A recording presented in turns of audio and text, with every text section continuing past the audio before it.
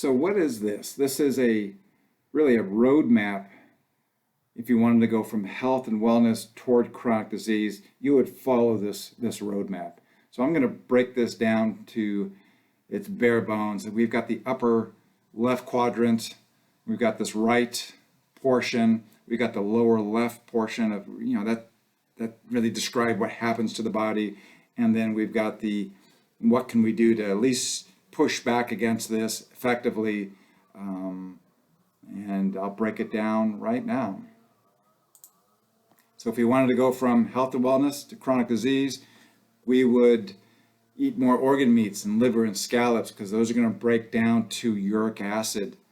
We'd have more beer, especially because that is going to break down because of the purines in the beer to uric acid.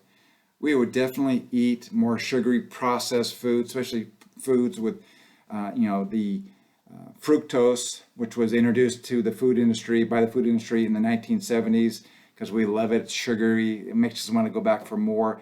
Again, that's broken down to uric acid.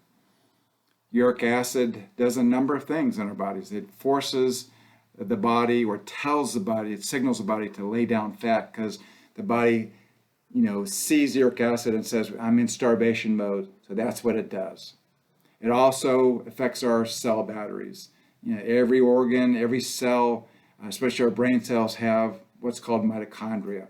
We function effectively when we have functional mitochondria, functional cell batteries. We had a doctor that described dysfunctional mitochondria as chronic disease and chronic disease as dysfunctional mitochondria.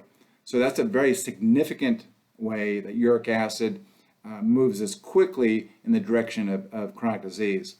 It leads us toward insulin resistance because it impairs the ability of insulin to move where it needs to go, and it impairs the ability of glucose to go into the cells. So insulin resistance is the second way uric acid and our food and our drink move us toward chronic disease. The third way is uric acid has a negative effect on our vascular system. It makes our arteries stiff and inflexible and constricted.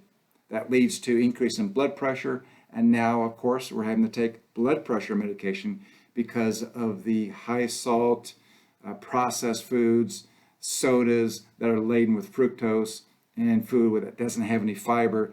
Now we're taking blood pressure medication, and now we're also moving toward, in some cases, vascular dementia like my dad did. So when the brain has difficulty perfusing itself, getting nutrients because of constricted blood vessels, that's called vascular dementia.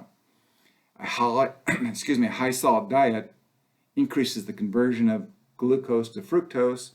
Fructose is broken down to, uric acid, and then the cycle starts all over again. So what we eat and drink affects our cell batteries. It forces us to lay down more fat. We can't burn the fat. We're not satiated by our foods like we normally would. We have insulin resistance eventually. We have these vascular effects eventually, and we're playing off the impact of a high salt diet.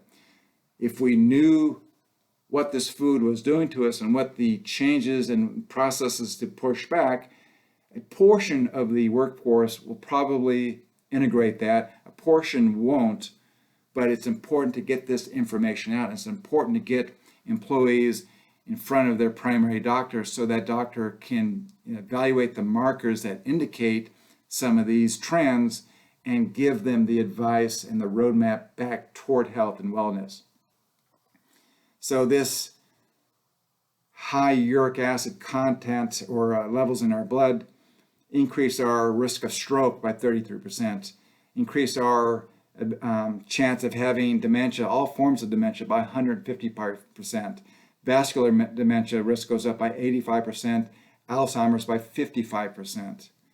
It impacts the workforce. We've got productivity issues. We've got more folks, taking medication, fighting chronic disease. They're in and out of the ER. This is, to a large degree, self-inflicted wounds by the employee. Again, not everybody is going to change their behavior, but if they don't know what's going on, why this is happening, maybe not at this granular level. We're not going to give them an opportunity to really move toward health and wellness. Again, it affects productivity, but for the employee, more out of pocket, more ER visits, more medications. And in retirement, when they finally retire, chronic disease is a very expensive condition to treat. And they say the average couple is going to need $200,000 just for treatment and medical care in retirement. If you've got chronic disease, it's going to be even more. So what can we do? Let's get these folks in front of a primary doctor. Let's develop that relationship. Many employees have insurance, but they don't even know who their primary doctor is. They don't have one, so they're using the ER. So let's really get that relationship going. Our virtual network reduces the friction to having that relationship, to having these discussions. So that's one advantage to using us. And we can be in an employee's home. They can be on their couch. They can talk to us from their car. So geographical access is improved exponentially with the use of our network, and we can have the time to kind of review these issues. The second part of the solution is food and hydration. Let's educate employees about what they're eating, the choices that they can make, and going down this road of low fiber, highly processed, highly sugarized food can have a consequence on their bodies and long-term health. A lot of times people that are moving in this direction have an increased frequency of depression. Also, depressed people tend to want to eat these foods because they get a bolus of glucose, which affects their reward center in their brains momentarily. And then we need more movement and exercise. Exercise increases an enzyme in our cell batteries called AMP kinase that reverses, pushes back against this downward trend toward chronic disease. So exercise does that. A lot of times people have no idea why they're exercising, what it does. So when maybe a little bit more, maybe not at super granular levels, it connects facts and reason and story so they kind of get it. It makes sense. The more I exercise, the more I get this enzyme helping my health and well-being. And then zone 2 exercise increases the volume of mitochondria. It improves the health and volume of our cell batteries. And I'll end with this. Just the other day, I went to the store. I looked in the ingredient level of this product. It had 24 grams of sugar, 2 tablespoons in a small 8-ounce serving. So if that's one serving of orange juice, what are we getting per day, per month, per year in terms of food that is increasing the uric acid levels in our body and that are affecting our mitochondria, our cell batteries, that are moving us toward insulin resistance, that are affecting our vascular system, and that are, again, moving us toward chronic disease and away from health and wellness.